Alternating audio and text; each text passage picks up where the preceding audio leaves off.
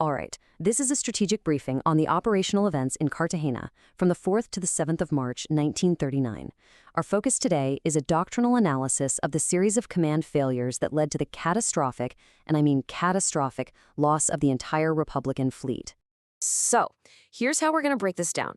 We'll proceed chronologically, examining 6 distinct phases of the operation, from the initial mission assignment all the way to the fleet's ultimate internment. Let's start with Phase 1, the mission.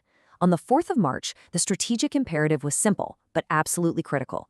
Neutralize a confirmed rebellion and secure the government's primary naval asset. The man for the job was Colonel Francisco Galán, who was just appointed as chief of the Cartagena naval base. His orders were to crush the uprising. Now, his directives were crystal clear. He was to prioritize negotiation to keep the fleet from leaving port, but he was authorized to use maximum energy if things went south. In fact, President Negrín's intelligence was so good, he even gave Galán the exact time the rebellion would kick off, 2300 hours that very day. Now, to back him up, Galán wasn't sent in alone. He was given command of some significant assets. This included the reliable CCVI brigade and an armored unit dispatched from Archena. The plan was for these forces to converge on Cartagena and give Galán the muscle he needed to get the job done. Phase 2, arrival. When Colonel Galán finally got to Cartagena, he walked into a tactical environment that was, well, let's just say it was already falling apart. So at 2100 hours, Galán officially takes his post. General Bernal hands over command without any trouble. But here's the thing, also present were guys like Ramirez, Morel, and Sementil, all of whom Galán knew were probably in on the conspiracy. Sticking to his orders, though, he played the part of a peacemaker, opening up negotiations instead of coming in hot. Which brings us to Phase 3, the Uprising.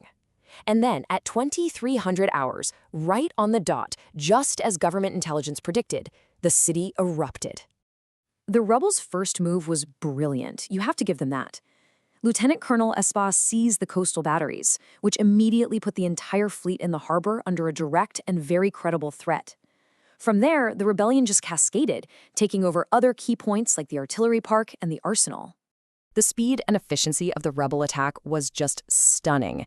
They secured critical ground, they freed their allies from prison, and then they completely decapitated the loyalist command structure by capturing both Colonel Galán and Major Preciazo. They even forced Galán himself to sign an order to halt his own relief column. The rebels set up their own command post at the artillery park under a Colonel Armentia, and just like that, you had a new center of power in the city.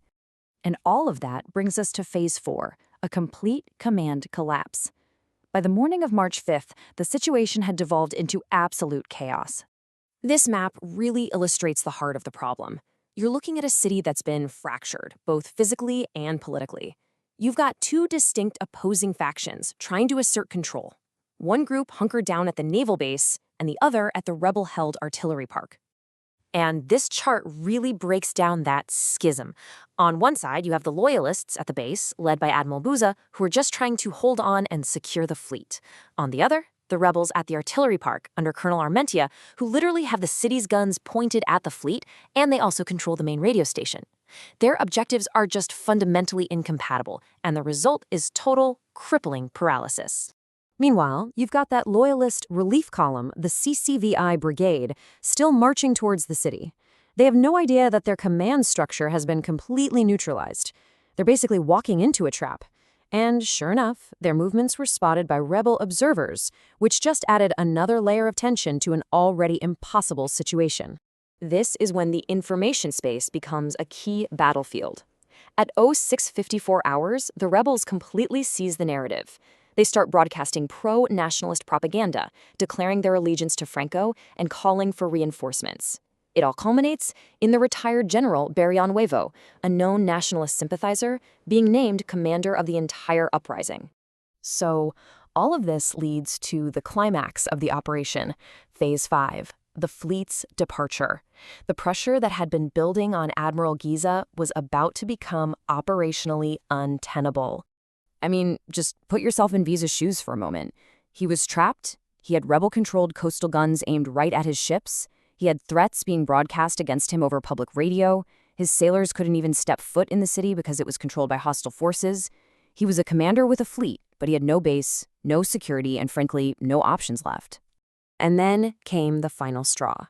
It came in the form of a direct ultimatum, broadcast for everyone to hear.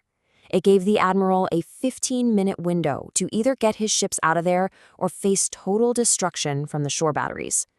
And to prove they weren't bluffing, at 10:30 hours, bombs started falling. 5 Savoia bombers attacked the port, and they inflicted severe damage on 2 destroyers, the Alcalá Galiano and the Sanchez Barcaistegui. That air raid didn't just damage ships. It shattered what was left of morale and completely scuttled any plans for an amphibious counterattack by the sailors. At 1200 hours, the decision was final. The order was given: weigh anchor. The fleet sailed out in order. First the submarines C4 and 8 destroyers, followed by the 3 cruisers, Méndez Núñez, Libertad, and Miguel de Cervantes. They had to leave several damaged ships behind. Just like that, the Republic had lost its navy.